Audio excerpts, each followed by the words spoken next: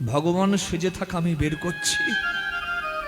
ভগবানের ওপর ক্রোধে, শ্রী বিষ্ণু নারায়ণের ওপর ক্রোধে নিজেই অহংকারে মত্ত হয়ে ভগবানের দ্বারোদ্ঘাটন করে দরজা খুলে ভেতরে গিয়ে ঘুমন্ত ভগবানের বুকে গিয়ে পদাঘাত করল ভৃগুমুনি।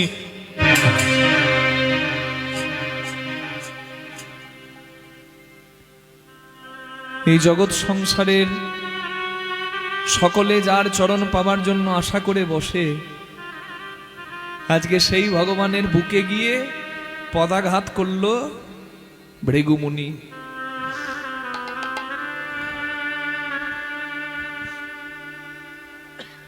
ভগবান সঙ্গে সঙ্গে ঘুম থেকে উঠে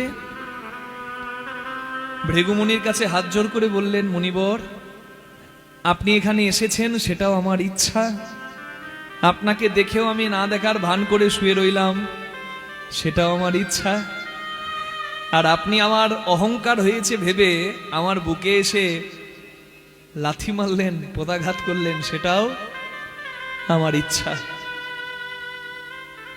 ভগবান বসলেন মা ভৃগুমুনির চরণতলটিতে। নিজের কর্তব্য থেকে ভগবান পিছিয়ে গেলেন না।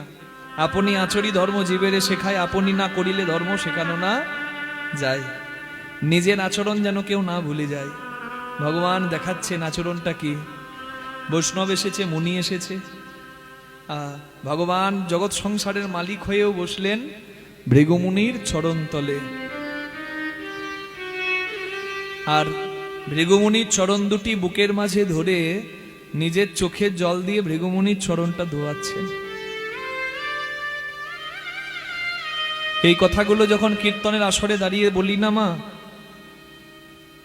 নিজেদেরকে আর মানুষ বলতে ইচ্ছা করে না। আমরা এমন মানুষ হচ্ছি, সামান্য একটু ধন সম্পত্তি কিংবা সামান্য একটু নাম ডাক হলে ঠিকঠাক করে পাটাও মাটিতে ফেলতে পারছি না।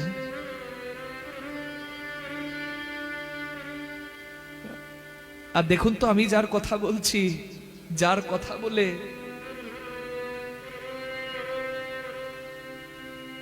আপনাদেরকে শোনাচ্ছি, যিনি এই জগৎ সংসারের মালিক, তার আচরণটা একবার দেখুন।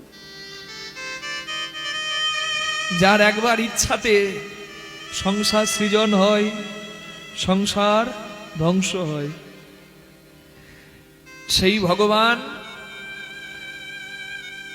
অপরাধীর চরণটা বুকে ধরে চোখের জল দিয়ে ধোয়াচ্ছে। কে পারবে গো?